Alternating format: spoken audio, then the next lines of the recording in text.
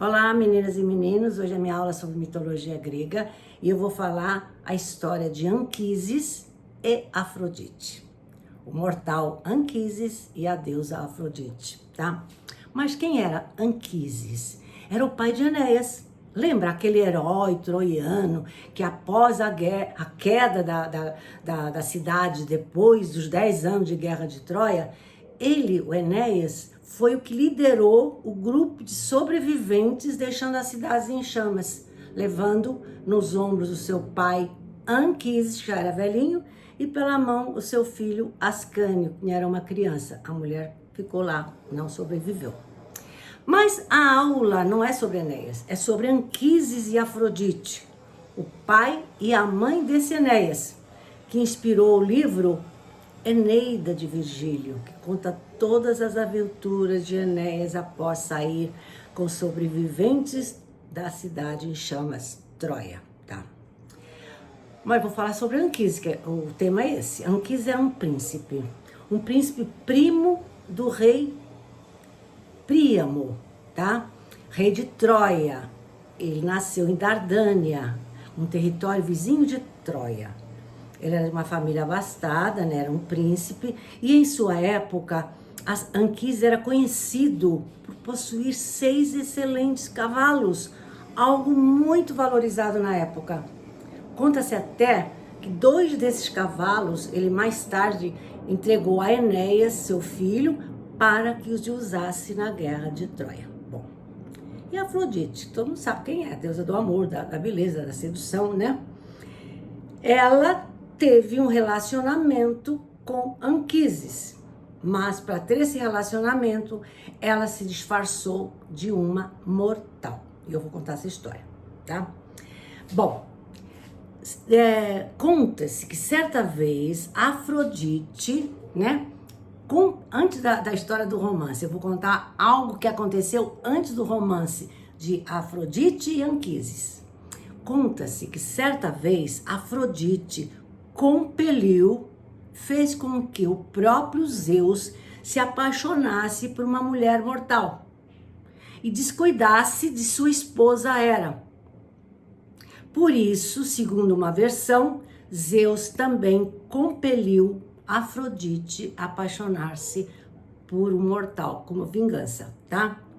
Então, segundo essa versão, Zeus foi o causador, né, do nascimento dessa paixão de Anquises por Afrodite. Mas Anquises era muito belo. Era tão belo que parecia um imortal. Por isso foi fácil, né, nascer a paixão, né, dentro do coração de Afrodite. Vamos ver o começo desse romance. Conta-se que logo que o avistou, ficou logo apaixonada. Ele estava com seu gado lá no Monte Ida. E conta-se que logo que o conheceu, ela conheceu e foi embora para Chipre, o seu templo em Pafos, onde chegou no seu templo e pediu para as graças que a banhassem e ungissem com o óleo dos imortais, o seu corpo com o óleo dos imortais, tá? Em seguida, vestiu um belo vestido e adornado de ouro e voltou ao Monte Ida para se apresentar a Anquises, aquele belo mortal que ela ficou fascinada, tá?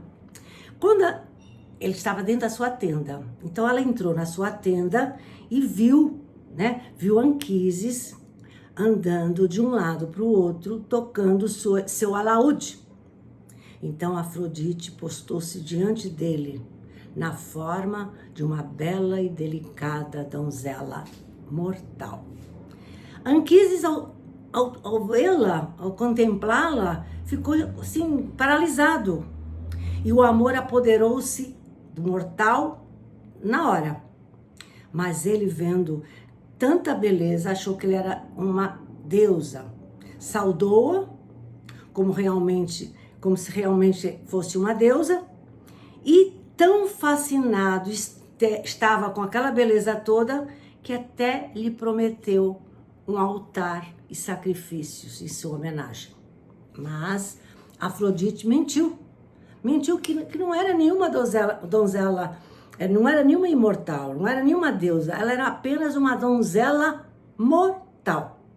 Uma princesa frígia. Que foi convocada, olha o que ela falou. Foi convocada por um mensageiro divino para tornar-se sua esposa. Mas ele não poderia tocá-la enquanto não a tivesse apresentado a seus pais e irmãos.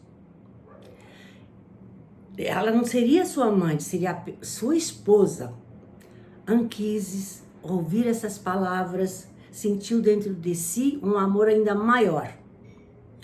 Mas como resposta disse: se és donzela mortal, estás destinada a ser minha esposa, nem Deus, nem nenhum homem vai privar-me de ti. Ainda que Apolo me mate, vou te amar agora, imediatamente, e depois que eu morra. Dito isso, segurou a mão de Afrodite e a levou para o seu quarto, sem que ela fizesse qualquer ato de recusa. De manhã, quando despertaram, Afrodite olhou para Anquises e contou-lhe a verdade, que ela era uma deusa, mas que mentiu por saber que se ela falasse que era uma deusa, ele recusaria compartilhar sua cama. E ela ainda disse que realmente estava apaixonada por ele, por isso que ela estava ali. Mas Anquises ficou assustado, cobriu o rosto, implorou-lhe que o salvasse, pois sabia que nenhum mortal continuava gozando de saúde perfeita depois de haver dormido com uma deusa. Afrodite então acalmou e garantiu-lhe que nada aconteceria com ele se ele mantivesse o segredo entre os dois. Não podia contar para ninguém. Tá? Enfim, tiveram outros encontros até que ela engravidou, que deu um fim a esse romance. Mas antes de partir, ela falou que estava grávida e profetizou, né, o máximo de felicidade para esse filho e seus descendentes. Ele seria um grande herói. Ele ia se chamar Enéas e seria muito famoso, que ele ficasse sossegado, que ele seria um grande herói. Então ela partiu e disse antes de partir que as ninfas, quando a criança nascesse, o trariam para ele, para que ele o criasse. Mas repetiu que seria um segredo só deles. Mas conta-se que mais tarde, após beber muito vinho, Anquises revelou a seus amigos que fora amante de uma deusa.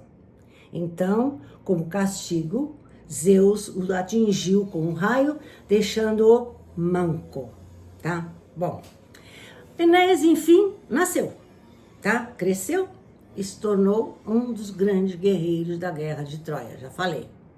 E após a queda da cidade, coube a ele liderar a fuga de um pequeno grupo de sobreviventes, também já falei, enquanto escapava da cidade em chamas.